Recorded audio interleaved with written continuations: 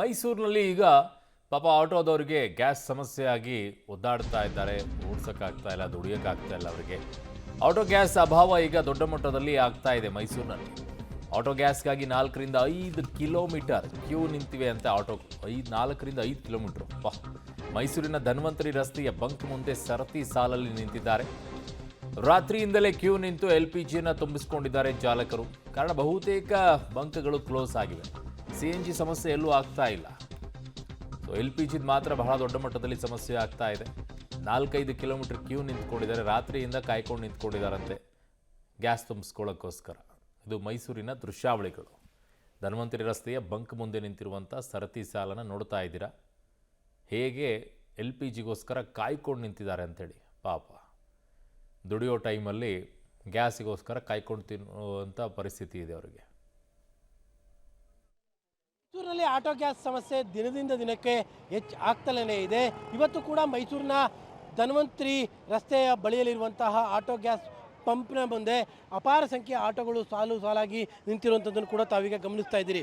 ನಿನ್ನೆಯೂ ಕೂಡ ಹೆಚ್ಚು ಕಡಿಮೆ 3-4 ಕಿಲೋಮೀಟರ್ಗಳ ಉದ್ದಕ್ಕೆ ಆಟೋಗಳು ಈ ರೀತಿಯಾಗಿ ಈ ಧನ್ವಂತರಿ ಬಂಕ್ನ ಮುಂಭಾಗದಲ್ಲಿ ನಿಂತಿದ್ದು. ಇವತ್ತು ಕೂಡ ಅಪಾರ ಸಂಖ್ಯೆಯ ಅಂದರೆ ನೂರಾರು ಆಟೋಗಳು ಇವತ್ತು ಬೆಳಗ್ಗೆಯಿಂದಲೂ ಕೂಡ ಕಿಲೋಮೀಟರ್ ಗಟ್ಟಲೆ ಕ್ಯೂನಲ್ಲಿ ಈ ಒಂದು ಬಂಕ್ನ ಮುಂದೆ ನಿಂತಿರುವಂಥದ್ದನ್ನು ಕೂಡ ತಾವೀಗ ಗಮನಿಸ್ತಾ ಇದ್ದೀರಿ. ಮೈಸೂರಿನ ಬಹುತೇಕ ಆಟೋ ಗ್ಯಾಸ್ ಪಂಪ್ಗಳು ಈಗಾಗಲೇ ಬಂದ್ ಆಗಿದ್ದಾವೆ ಮತ್ತು ಇರುವ ಕೆಲವೊಂದಿಷ್ಟು ಬಂಕ್ಗಳಲ್ಲಿ ಅಧಿಕವಾದಂಥ ರೇಟ್ ಕೂಡ ಇದೆ. ಆದರೆ ಮೈಸೂರಿನ ಧನ್ವಂತರಿ ರಸ್ತೆ ಬಳಿಯಲ್ಲಿರುವಂತಹ ಈ ಒಂದು ಬಂಕ್ನಲ್ಲಿ 83 ರೂಪಾಯಿಗೆ ರೇಟ್ ಇರುವಂಥ ಹಿನ್ನೆಲೆಯಲ್ಲಿ ಅಪಾರ ಸಂಖ್ಯೆಯ ಆಟೋಗಳು ಈ ಒಂದು ಬಂಕ್ನ ಮುಂಭಾಗದಲ್ಲಿ ನಿಂತಿರುವಂಥದ್ದನ್ನು ಕೂಡ ತಾವೀಗ ಗಮನಿಸ್ತಿದ್ದೀರಿ. ಕಿಲೋಮೀಟರ್ಗಳಷ್ಟು ಉದ್ದಕ್ಕೆ ಈ ಆಟೋಗಳು ನಿಂತಿರುವಂಥದ್ದು. ಬೆಳಗ್ಗೆಯಿಂದಲೂ ಕೂಡ ಗ್ಯಾಸ್ನ ಫಿಲ್ ಮಾಡಿಸುವಂಥ ದೃಷ್ಟಿಯಿಂದಾಗಿ ಇಡೀ ಬಂಕಿನ ಸುತ್ತ ನೀವೀಗ ಗಮನಿಸ್ತಾ ಇದ್ದೀರಲ್ಲ, ಇಡೀ ಈ ರಸ್ತೆಯ ಅಂತ್ಯದವರೆಗೂ ಕೂಡ ಅಂದರೆ ಕಿಲೋಮೀಟರ್ ಗಟ್ಟಲೆ ಈ ಒಂದು ಆಟೋಗಳು ನಿಂತಿದ್ದಾವೆ. ಮೈಸೂರಿನಲ್ಲಿ ಬಹುತೇಕ ಆಟೋ ಗ್ಯಾಸ್ನ ಬಂಕ್ಗಳು ಬಂದ್ ಆಗಿಬಿಟ್ಟಿದ್ದಾವೆ. ಹೀಗಾಗಿಯೇ ಈ ರೀತಿಯಾದಂಥ ಅಭಾವ ಭಾಳಷ್ಟು ಕಡೆಗಳಲ್ಲಿ ಸೃಷ್ಟಿಯಾಗ್ಬಿಟ್ಟಿದೆ. ಅಂದರೆ ಎಲ್ಲೂ ಸಿಗ್ತಾ ಇಲ್ವಾ? ಎಲ್ಲೂ ಸಿಗ್ತಾ ಇಲ್ಲ ನಮಗೆ ಗ್ಯಾಸು. ಇದೊಂದು ಬಂಕಲ್ಲಿ ರೈಟು ಸ್ವಲ್ಪ ರೈಸ್ ಆಗೈತೆ ಅಷ್ಟೇ. ಎಷ್ಟಿದೆ ಇಲ್ಲಿಗೆ ರೇಟು? ಇಲ್ಲಿ 83 ರೂಪಾಯಿ. ಬೇರೆ ಕಡೆಗಳಲ್ಲಿ ಬೇರೆ ಕಡೆ 120, 105, 106 ಹಂಗೆ ಮಾಡವ್ರೆ. ಇಲ್ಲೊಂದು ಬಂಕಲ್ಲಿ ಬಿಟ್ರೆ ಇನ್ನೆಲ್ಲೂ ಸಿಗ್ತಲ್ಲ. ನಿಂತಿದ್ದೀರಾ? 7 ಗಂಟೆಗೆ ಹಾಕಿದ್ದು ಇಷ್ಟೊತ್ತವರೆಗೆ ಇಲ್ಲಿ ಬಂದಿದ್ದೀವಿ. ಎಲೆ ನಂಜಾಬಾಜೂರು ಚೌಟ್ರಿಯಿಂದ ಬಳಸ್ಕೊಂಡಿಗೆ ಬಂದಿದ್ದೀವಿ. ಅಂದರೆ ಎಲ್ಲವೂ ಕ್ಲೋಸ್ ಆಗಿಬಿಟ್ಟಿದಾವ ಸರ್? ಎಲ್ಲ ಕ್ಲೋಸ್ ಆಗಿದೆ ಸರ್. ಯಾರು ಬಾಡಿಗೆ ಹೊಡೆಯೋಕ್ಕಾಗ್ತಿಲ್ಲ. ಬೆಳಗ್ಗೆ ಬಂದ್ರೆ ನಿಮ್ಗೆ ಮಧ್ಯಾಹ್ನ ಆಗ್ತಿದೆ, ಮಧ್ಯಾಹ್ನ ಮೇಲೆ ಬಾಡಿಗೆ ಬರಲ್ಲ. ಯಾಕೆಂದ್ರೆ ಬಾಡಿಗೆಗೆ ಕಾಯೋದು ಬೇರೆ, ಇಲ್ಲಿ ನಿಂತ್ಕೊಂಡು ಕಾಯಿದ್ರೆ ನಿಮಗೆ ಆಗ್ತಿಲ್ಲ ಸರ್.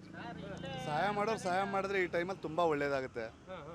ನೀರು ಒಂದು ತಿಂಡಿನೋ ಯಾರೆಲ್ಲ 5 ಗಂಟೆ 4 ಗಂಟೆಗೆ ಎದ್ದು ಬಂದು ಕಾಯ್ಕತ್ತಿದ್ದಾರೆ.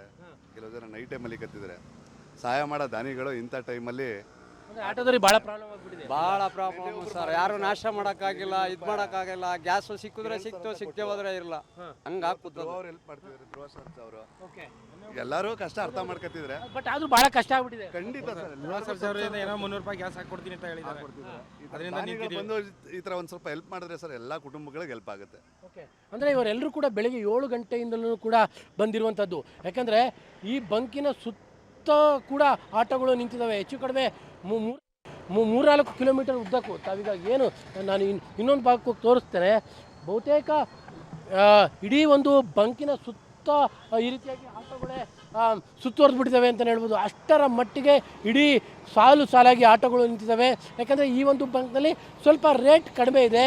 ಬೇರೆ ಬಂಕ್ಗಳಲ್ಲಿ 110, 120 ರೂಪಾಯಿ ಇದ್ದರೆ ಈ ಬಂಕ್ನಲ್ಲಿ 83 ರೂಪಾಯಿ ಇದೆ. ಜೊತೆಗೆ ಸ್ಟಾಕ್ ಕೂಡ ಚೆನ್ನಾಗಿರುವಂಥ ಕಾರಣಕ್ಕೋಸ್ಕರವಾಗಿ ಎಷ್ಟೇ ಕ್ಯೂ ಇದ್ರೂ ಕೂಡ ಸಿಗುತ್ತೆ ಅನ್ನುವಂಥ ದೃಷ್ಟಿಯಿಂದ ಆಟೋಗಳು ಹೀಗೆ ಸಾಲಾಗಿ ನಿಂತಿರುವಂಥದ್ದು. ಅಲ್ಲಿಗೆ ಮೈಸೂರಿನಲ್ಲಿ ಆಟೋ ಗ್ಯಾಸ್ನ ಪ್ರಾಬ್ಲಮ್ ದಿನದಿನಕ್ಕೂ ಕೂಡ ಕಡಿಮೆ ಆಗುವಂಥ ಲಕ್ಷಣಗಳಂತೂ ಇಲ್ಲ. ದಿನದಿನಕ್ಕೂ ಕೂಡ ಹೆಚ್ಚಾಗ್ತಾ ಇರುವಂಥದ್ದು ಸ್ಪಷ್ಟವಾಗಿ ಕಂಡು ಬರ್ತಾ ಇದೆ. ಹೆಚ್ಚು ಕಡಿಮೆ 3-4 ತಾಸುಗಳ ಕಾಲ ಇವರು ಇದೇ ರೀತಿಯಾಗಿ ನಿಂತ್ಕೋಬೇಕು. ತದನಂತರದಲ್ಲಿ ಇವರಿಗೆ ಗ್ಯಾಸ್ ಸಿಗುವಂಥದ್ದು ಅಲ್ಲಿಗೆ ಅರ್ಧ ದಿನವೇ ಮುಗಿದೋಗ್ಬಿಡುತ್ತೆ. ಈ ಥರದ ಪರಿಸ್ಥಿತಿಯಲ್ಲಿ ಅಂದರೆ ಆಟೋದವರ ಪರಿಸ್ಥಿತಿ ಅಂತೂ ಹೇಳತೀರದ ಮಟ್ಟಕ್ಕೆ ಮೈಸೂರಿನಲ್ಲಿ ಸಿಚುವೇಶನ್ ಕ್ರಿಯೇಟ್ ಆಗ್ತಾ ಇದೆ. ಕ್ಯಾಮ್ರಾ ಪರ್ಸನ್ ಕಾರ್ತಿಕ್ ಜೊತೆ KP Nagaraj, public TV, Mysuru.